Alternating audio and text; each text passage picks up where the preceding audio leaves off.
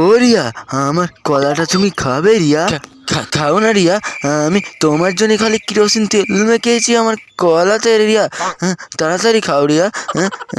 কি হলো রিয়া, এতগুলো লোক দেখে ভয় পাচ্ছ রিয়া? ভয় পেও না, আমি তোমার বর আছে, এদের সবাইকে ঠুকে দেবো। তুমি শুধু একবার হ্যাঁ বলো। আরে তুমি এত ভয় পাচ্ছ কেন? কিচ্ছু হবে না তোমার, কিচ্ছু হতে দেবো না আমি তোমার। তুমি শুধু একবার আমার সিঙ্গাপুরি কলাটা খেয়ে দেখো।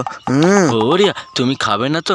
ঠিক আছে, তাহলে তোমার কাছে একটা ডাব বাড়তে আমাকে দাও। আমি জানি কোথায় ডাব আছে তোমার।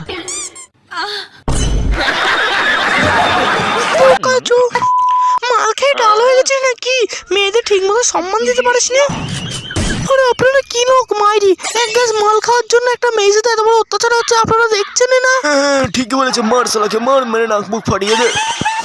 একটা কলা নিয়েছি, তার সাথে বাংলা মদ মিশিয়েছি, মাঝরাতে খাবো আমার মালকে, পাইনি তাকে খুঁজতে, বাড়ি তালা মারা ছিল, গিয়েছিল ঘুরতে, এত রাতে কোথায় যাই আমার মাল তা তো জানি না, মনে হয় অন্য ছেলের সাথে রোয় রুম কাটাতে গিয়েছে।